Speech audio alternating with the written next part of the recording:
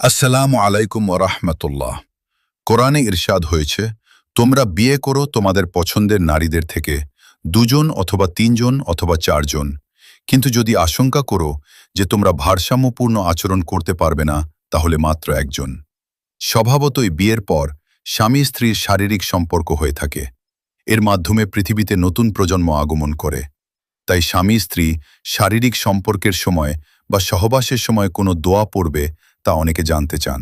তাদের জন্য সংক্ষেপে সহবাসের দোয়া বিষয়ে আলোচনা করা হলো। কোনো ব্যক্তি তার স্ত্রীর সঙ্গে সহবাসের ইচ্ছে করলে নিম্নোক্ত দোয়া পড়া তার জন্য সুন্নত।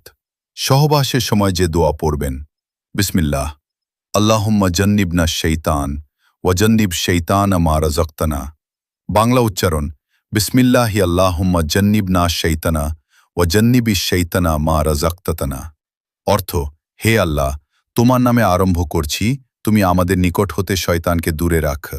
আমাদের যে সন্তান দান করবে এ মিলনের ফলে, তা থেকেও শয়তানকে দূরে রাখো।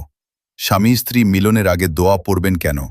আবদুল্লাহ ইবনে আব্বাস রাদিয়াল্লাহু আনহু থেকে বর্ণিত হাদিসে নবী করিম সাল্লাল্লাহু আলাইহি ওয়াসাল্লাম বলেন, যদি তোমাদের কেউ স্ত্রী সহবাসের মনোবাসনায় বলে, বিসমিল্লাহ, আল্লাহুম্মা জান্নিবনা শৈতান ওয়া জান্নিব শৈতানা মা রাযাকতানা, তাহলে তাদের ভাগ্যে যে সন্তান নির্ধারণ করা হয়, শয়তান কখনো তার ক্ষতি করবে না। বুখারী হাদিস 6388, মুসলিম হাদিস 1434। অন্য একটি বর্ণনা এসেছে, শয়তান তার ক্ষতি করবে না এবং তার ওপর প্রভাব বিস্তার করতেও দেওয়া হবে না। বুখারী হাদিস 3283।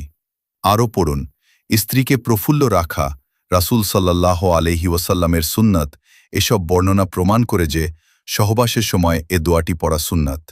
তাই যারা স্ত্রীর সঙ্গে সহবাস মিলিত হবেন, তারা ওই সময়তে দোয়াটা পড়ে নেওয়া উত্তম।